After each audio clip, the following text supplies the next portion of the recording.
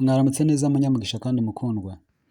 Muri iyi audio ngarutse gushimangira ko uri umunyamugisha kubwo gushikama ku Mana no kuyiringira. Ijambo ry'Imana muri Yesaya igice cya 26 umurongo wa 3 haravuga ngo ugushikamijeho umutima uzamurinda ab'amahoro masa kuko akwiringiye. Imana ntitangazwa cyane cyangwa se ngo yishimire cyane ubutunzi umuntu yaba afite, dore ko nta n'icyo umuntu asubiranayo, kandi nta nubwo itangazwa cyane n'abazengurutse umuntu, imyanya akoramo n'ibindi. Yesu yigeze gutangarira umunyamahanga aravuga ngo sindabona no muri Isirayeli umuntu ufite kwizera kungana gutya. Ibyo kandi byamubereye umugisha kuko icyifuzo cye cyarashubijwe. Maze rero wambaza uti none se niba ndi umunyamugisha nkaba umukunzi ku Mana, ibi bihe ndimo ni ukubera iki? Reka nkubwire igisubizo nahawe kandi dufatanye kugisesengura na nyuma y'iyi audio.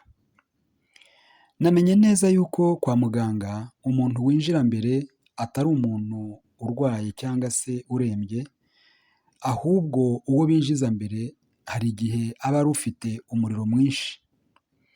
Nyamara icyo bamukorera ni iki? Ni ukumutera agashinge gusa.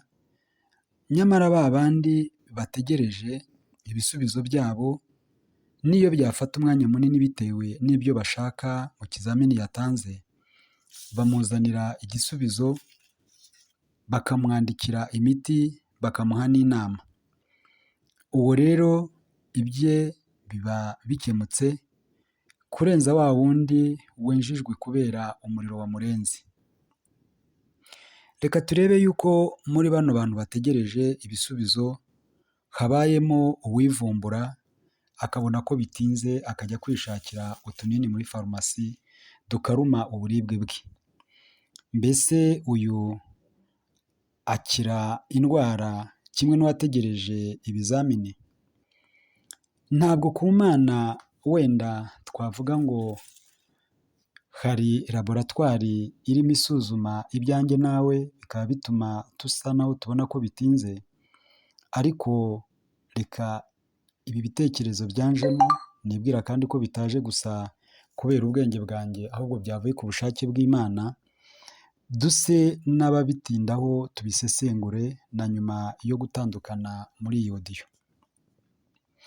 Nasobanukiwe ko gutinda kw'ibisubizo bifite icyo bimaze ku murwayi, kandi gusobanurirwa ibizamini byakozwe no guhabwa umuti birinda ingaruka zaba. Umwanya mwiza w'ibisubizo byawe ni umwanya utazagira ingaruka, ni umwanya w'umugisha utagira ibindi bibazo. Bibiliya iravuga ngo umugisha Imana itanga nta n'imibabaro bigendana. Rero hari igihe kwihangana k'umuntu kunanirana, nyamara gutegereza byemeza umwami. Icyo mpamya ntashidikanya ko ni uko uri umunyamugisha, ni uko uri umukundwa w'Imana, kandi ibyawe ntabwo byirengagije. Ugushikamijeho umutima Mana uzamurinda. Reka tubyumve muri bano bakozi b'Imana. Ugushikamijeho umutima uzamurinda Mana, ugushikamijeho umutima uzamurinda azaba amahoro. Jehova ugushikamijeho umutima uzamurinda, Jehova ugushikamijeho umutima uzamurinda azaba amahoro. Ugushikamijeho umutima uzamurinda Mana, ugushikamijeho umutima uzamurinda azaba amahoro. Ngicyo rero icyo nsabwa jye nawe nshuti, ni ugukomeza gushikama ku Mana, ni ugukomeza kuyiringira, kandi dufite ubuhamya bw'abo duturanye dusengana batubwiye ko gushikama ku Mana byabereye iby'inyungu. Noneho Bibiliya rero yuzuye amabuye menshi dukwiye guhagararaho. Nshatse kuvuga abanyuze mu bihe turimo bagakomera. Iyo tubibutse tugafatanya nabo kwizera, tuba tubaye nk'abahagaze ku ibuye muri ya sayo gahinda gasazi. Muri abo harimo abapfakazi, imfubyi, ababuze ababo, abatawe n'ababo, abanzwe n'abantu. Nyamara kubwo gushikama ku Mana byababereye iby'umugisha.